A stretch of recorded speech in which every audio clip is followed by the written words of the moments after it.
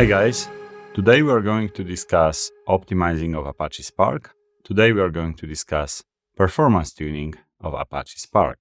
And you might ask, why would I care? Spark 3 is quite good, it's good enough, I don't really need to pay attention to that. But the reality is that problems are still happening every now and then. So if you know how to debug them, if you know how to tune the performance, then you save time of yourself, you save time of your team, but that also means saving money you spend on the infrastructure, saving money you spend on your cloud bill. My name is Marcin. I'm CEO of Tantus Data. At Tantus Data, we help our customers with everything data related, from infrastructure through data engineering up to machine learning in production. And we also help with trainings. And today, I'll share our lessons learned from multiple projects we have been helping with. And let me get started with short history of Spark, because depending on which Spark version you are working with, which Spark version you had experience with, it very much depends on what impressions you've had, what experience you've had. So Spark version 1 was very unstable construct, and you very often had to run to your admins, to your ops for some help for restarting of some services. Then Spark version 2 was much more stable, but still there was quite a big chance that you run a SQL which is perfectly correct, but it doesn't work. It doesn't work because of the data distribution. It doesn't work because of size of the data.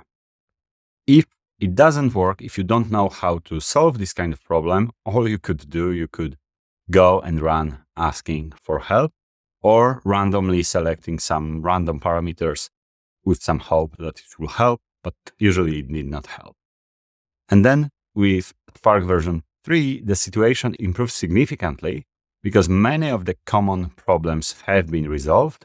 You have adaptive query execution, which basically does lots of optimizations for you, but still there is a chance it will fail, it will be too slow, and you have to do the manual tuning. And today I'll show you some of these examples, some of examples which are not fixed even in Spark 3. If SQL is good enough these days, in many cases, yes. In many cases, you are good with SQL or with understanding of Spark API, but I'll be sharing the cases where SQL is just. Let's get started with case number 1. And a short disclaimer is about what kind of cases. I'm showing cases which are based on production use cases, but they are very much simplified. So they are simplified. We are dealing with very simplistic schema. We are working with very simplistic SQL, but the techniques we will be applying are very much matching what you would do in production. So how you debug, how you find out what the problem is, how you fix that, it's pretty much production-like, and so it's very practical. So let's get started with case number 1. In case number 1, we will be processing events. We'll be processing a table with events, and that table will have just 3 columns: user ID, event ID, and then timestamp. And the whole point is that we are collecting some events, and let's say we are collecting them because we would like to understand how our users are interacting with a mobile app, so we understand where the glitch is, what is confusing to the users, and so on. And we would like to understand how much time they spend on a specific event. So we would like to calculate current event timestamp and the next event timestamp, so we understand which action is taking lots of time, which is potentially a confusing one. So we are searching for a potential to improve. So we are searching for the next event. We have some users and timestamp. Here we are looking at just single user. I pre-sorted the event timestamp. We want to fill in an extra column, which is next timestamp. And that is super simple on a data which is already pre-sorted. because the next timestamp would be exactly this one.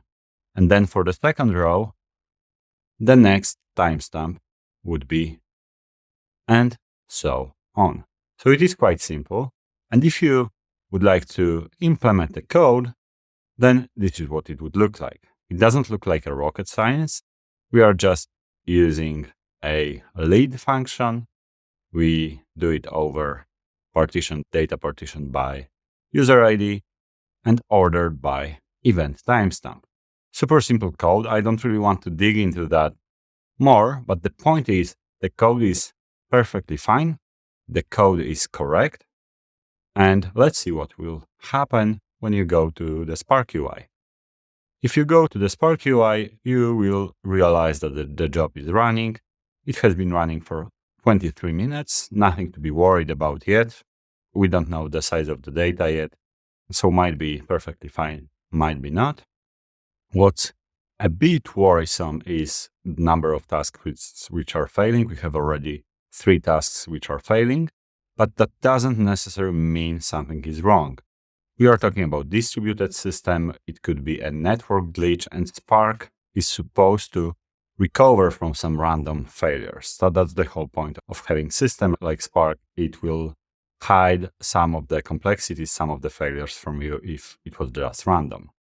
But let's go a bit deeper. Let's go into the job details. In the job details, we have a single active stage, which has been running for 23 minutes. And we have 126 tasks completed. 1 task is still waiting, is still running. If we go to that stage details, we can see extra information. So first of all, the output size so far is quite small. It's just 5 gigs, but the spill is 150 gigs of memory spill, 80 gigs of disk spill. So it is quite a lot, and that already shows us that there is some inefficiency. Whether we should be optimizing that or not, it very much depends. It very much depends on what exactly we are optimizing for, and it doesn't necessarily mean that if you see some spill that you have to jump into the optimization, because it could be quite hard. Let's see if we actually can see anything else which is worrying. So if we can have a look at the diagram, we can see lots of those green, very tiny tasks. So most of the tasks are completing in no time. There is this one task has been running for quite a lot of time. There is another one which has been running for some time, and it failed again, and it's attempt number 1. The previous one was attempt number 0. Now it's attempt number 1. So we keep restarting the same task, failing, and it takes most of the job time. So that's already something we should look closer into. So what we have now, we have another attempt of the same task, and it's running for the 4th time. In the task overview, we can see all the tasks which has failed. We can see the single one which is running. This memory spill is actually produced only by those tasks. There is no more memory spill. We can see that they are taking some time, as we could see on the graph. And we also can see some errors, and they are not very descriptive, maybe except the disk space one. But overall, we can see errors which doesn't really give us a good clue why it's happening. And other than that, we can see other tasks which are completing within 10 seconds, which are producing like 40 megabytes of data, nothing really suspicious about that. So let's try to dig into the problematic tasks, the task which is keep restarting. If we look here, we can see the view from the SQL tab in Spark, and that gives us pretty much an execution plan with lots of details. First information we can see is that we are reading 100 gigabytes of data, nothing very special. It's 1 billion records. It is a lot, but it's not something we shouldn't be able to process, right? We are dealing with a distributed system. We are dealing with very small records. It shouldn't be too bad. And if we scroll down, we can see this first box we always should be paying attention to, is called exchange. And that's pretty much means we are shuffling the data over the network. We are exchanging the data over the network. And this is something you need to pay attention to simply because, first of all, it's expensive in general. Shuffle is something expensive in general because it involves disk, network, and so on. But other than that, it's good to pay attention to these kind of boxes. There are many things which are going wrong with exchanging of the data with. And in this code, we are doing just a single shuffle. It's good to hover over the exchange box and understand what it's caused by. And here we are hash partitioning based on user ID, simply because we are explicitly in the SQL code, we tell that we want to partition the data based on user ID. But if your code is much bigger, it's good to understand what is the correlation between what in the Spark UI and part of the code. And that helps you understand that, because usually you have multiple joins, you join by multiple different columns. And this is a good hint to narrow it down which part of the code is responsible for a specific box in the execution plan in the SQL tab. Okay, but if we check how many bytes were written by the shuffle, we are talking about 40 gigs, and the top partition is 45 megabytes. It is small, nothing to be worried about. But on the other hand, how many bytes have been after the shuffle, then it's completely different story. The top partition is 60 gigabytes, and that's huge. That means top partition is 67 gigabytes, and that partition will be processed by just a single task, and that partition will be causing the problems, because the whole rule is that single partition is processed by a single task. So the way it looks like is that whenever you read the data, here we have very old slide with HDFS, but that applies to S3, that applies to Delta. Whatever data source you have, Spark always have the concept of partition in mind, and it reads the data in chunks. So you read a chunk of the data within a task, you do some processing on the fly, and eventually you prepare the data for shuffle. Here we are organizing the data based on the user ID, simply because we are partitioning by user ID. But it's the same with joins. If you join by a specific column, the data will be organized by that column. And then you have many tasks like that. And what will happen during the shuffle, all the chunks with specific user will go to the same. And that's perfectly fine. And the second user will probably go to another task. And that's all perfectly fine as long as the data can fit into the executor, as the data can be processed by the executor. If your user base, the event base, is not balanced, if single user is producing too many events, you have a problem. Then you have a problem with maybe just a single task, which cannot really process that data. And these kind of problems were very common in Spark version 2. Then with adaptive query execution, it's been improved because, for instance, like if you have this problem with left join, it's automatically balanced. But we are looking at the window function example where it is not balanced and we are struggling with that. So that's exactly the situation we are struggling with. So how do we solve that? How do you fix a data which is imbalanced? How do you fix a skew in your data? First of all, you really need to understand where the problem is coming from and that your Spark job is failing because of the skew. And once you understand that, then you can think, okay, maybe it is a bug. Maybe it is a bug in my data, and then you simply have to fix that. Maybe you can think of filtering out the problematic users, because in that given processing, you don't really need them. If that doesn't help, then you need to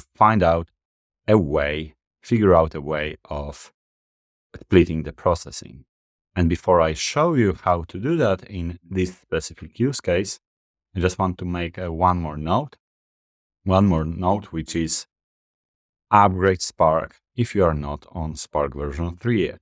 Because the problem I'm showing you is still something you have to fix manually, but in many cases, Spark 3 allows you to avoid this kind of manual fixes. So for instance, if you are doing a left join, Spark would automatically fix it for you if you are with the newest version. So keep that in mind, but let's see how we can potentially solve this problem. So the scenario I showed you is that we are calculating the next timestamp. So we are pulling it from the next record and so on. And the scenario I'm showing you is that we are calculating user 1 data in the same partition. But if that user is producing so many records, why don't we process that user or all the users?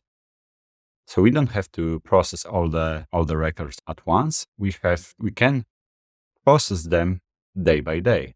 And that's quite easy to implement. The only problem with that will be that the last record of each day will be null unless we fix that. And coming up with a fix is really not a rocket science. So if we look into that, here we are calculating an extra column, which is a bit of math to tell which day is that. So we are not dealing with timestamp anymore. We are also dealing with number of a day. We are defining a bunch of windows for the processing, because we will be processing the user not only based on user ID, but also on a window, which is user ID and the day. And then we calculate a bunch of kind of helper data frames, which is the events with nulls. Then after that, we fix the nulls. And then we do the union and merge them together. But the whole point is not really how exactly this code works. It's not a rocket science. The whole point is that if we do that, if we do this kind of processing, we explicitly tell Spark that we want to do day-by-day processing. And this is what we will see in the Spark UI. So we don't have this single event or single task, which is taking most of the time and eventually failing. We see the distribution being very even, and the top task is taking 10 seconds. You might argue that it's probably not optimal either, but the point is the job was running for 20 minutes and it would never really complete. I just killed that. And now it's running for less than 1 minute and it completes and everything is fine. So if you do these kind of optimizations, really need to understand why you are optimizing this. In our case, the job was just failing, so you had to fix that. But if you do further optimizations, you need to think what is worth your time. Maybe you want to just move on and move to another problem. Maybe you want to optimize for the wall clock time because your customers are waiting for the data. Maybe you want to optimize for the resource usage because you want to optimize the cloud bill. And maybe you want to avoid optimization because you don't want to complicate your code. You don't want to make your code more complex simply because you want the maintenance. All right, so let's have a look at case number 2. Case number 2, which on the surface could look very similar to the previous one, but it would be slightly different. So let's have a look. We are not looking into the code. We're just try to very quickly figure out what's going on based on just Spark UI. So we have a Spark job, which is again running for 20 minutes. After an hour or so, I killed it because it could never really complete. And what we can see is a very similar situation to the previous job, which had tasks almost immediately completing, and this single task, which is problematic, which is running for probably it would be very hard to complete. And you might say, okay, but it looks like exactly the same situation. The difference would be when we look into active stages. And if you look at the output and the shuffle read, it looks like we are processing almost no data. In the shuffle read phase, we have just 20 megabytes. So it looks like we are processing almost no data, yet the job cannot complete. In the SQL tab, we can confirm that the input is small. After doing a bit of kind of self-joining, we can see that the sort merge join phase is processing the record number 4 billion something, and the number is growing. So even though we are reading not that many records, we are producing lots of record. I'll do a bit of a shortcut because of the time limitation, but bottom line is that products table with order ID, and we are joining the product table with itself based on the order ID, because we would like to do an analysis of products are bought. And the problem with Cartesian join that if you have 3 records as an input, size is 9, then for 10 you get 100 in an output, but it grows really quickly. So for 10,000 records, you end up with 100 million of records. It's nothing new. It's a problem which is known for a long time. You just need to be aware that if you are doing self-join, then the number of records will be huge. But the problem here is that all the records are processed within just a single executor, simply because Spark is doing that based on the order ID is our join key, and the same order ID is being processed in the same task, unless we explicitly. The very simple technique to avoid this kind of behavior is salting in the product table. If we join it with itself, on one hand, we add a random value. Here I'm using the random value from range 1 up to 2, so it can fit into the slides. Right-hand side table, we are generating every single possible combination of sal. So we duplicate the records, but the benefit of doing that is that instead of all the 9 records being processed in one task, with these 3 producing 6 records, with the remaining 3. So instead of processing all the 9 records in the same task, it will be processed by 2 separate tasks, and this way we distribute the load. So just so we are on the same page. Doing salting in Cartesian join, we are not limiting the number of records. The number of records will still be the same. You just produce lots of records. But what you're doing is you're parallelizing the execution. You make it better distributed. So end of the day, we can see many tasks which are all doing something, which are all running for quite some time. And the top task is running for 11 minutes. You could argue we could split it even further. The tasks are still processing quite a lot of data. Probably we can split that. But the point is we won't be waiting forever. This might be good enough. You might want to tune the salt value we used. In this case, I believe we used 180 or something like that. So a bit more than on the... All right, so let's have a look at case number 3 and case number 4. And they are grouped together because they are both related to lazy evaluation. So lazy evaluation is something which is taught at the very beginning of every single Spark course, yet it is something which is very easy to forget about. And the whole concept is that if you read some data frame and then you do some complex transformation, then that complex transformation does not happen immediately. Spark just remembers what it has to do, and it does it when it's absolutely necessary. So it's an optimization concept, so it doesn't have to do every single action immediately. If you, for some reason, decide to do a while and then do this kind of complex transformation in a loop, you need to be aware that this will not be memorized anywhere. Spark doesn't have any cache for that, which is happening immediately.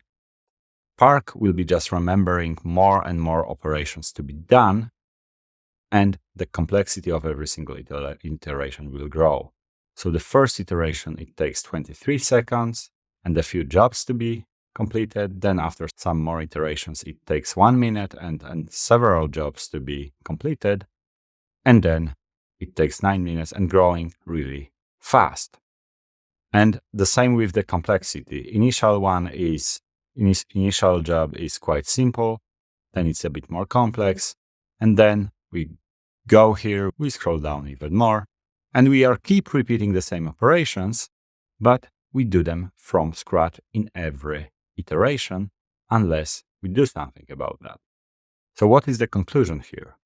First of all, loops are suspicious because it's somewhat like doing a batch within a batch system. So Spark has its own operators, which are batch operators, but we are using loops simply because we can, and sometimes it's okay.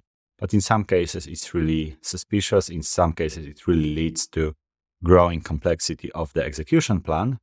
But you can grow the execution plan even without the loop. So if your execution plan is growing out of hand, if you can see that Spark slowing down because of how complex, how many operations you have to do, then it's worth considering checkpointing or materializing the results on the way. And it's, on one hand, it's a good kind of hack, or it's a good, let's say, workaround for very big. But on the other hand, it could be a good idea to split very complex code, very complex DAG into modules, and that could help you even with the code maintenance. So it could serve two purposes. But other than that, something which is very much related to the lazy execution is whether our code is deterministic or not. Because if it's not deterministic, so for instance, we want to randomly generate values because we want a unique, it becomes very tricky. It becomes very tricky because let's say we want to split our data frame into two data frames because of the machine learning split, the split for machine learning. Then if we write a code like that, we generate a column with random value, and we generate two different data frames, and we hope that the split based on that random value is happening. So you have two data frames which are not overlapping. Then you might get surprised, because when you write data frame 1, then you write data frame 2, the random generation will happen from the very beginning. It will happen from scratch, and that's a real problem I actually have seen. It will fail, it will create overlaps, it will create lost records. And this is a LinkedIn message I received from a friend. He was fuming because of that. He spent lots of time. It was really significant bug because it was introducing an overfitting effect in their machine learning pipeline. So whenever you deal with random values, first of all, check if you don't have this kind of mechanism like splitting data frames in the standard library, because that you do have. But if you do something a bit more custom, then make sure you materialize result, because that's the safest one. It might be not the most kind of time efficient, but it's the safest. You don't risk that someone else will come do some modification in your code without knowing what is happening. So what will be the conclusion from all the examples I showed you? First of all, you really need to know what you are optimizing for, whether it's your time, the compute time, the wall clock time. It really helps if you understand where the bottleneck is. If these kind of cases are new to you, I would suggest that you invest a bit of time for experimenting and learning a bit more about how Spark works under the hood. But if you feel that you don't have these kind of problems on daily basis, you should at least know when to ask for help and who to ask for help, because maybe you are a data scientist, you want to focus on the data science, not Spark debugging. You don't want to be a PhD in Spark, but then at least know when you are blocked and make sure you know where to ask for help. So, for instance, maybe there is a data engineer which is good at these kind of things. Feel free to reach out to me on LinkedIn, and I would be very happy to talk to you.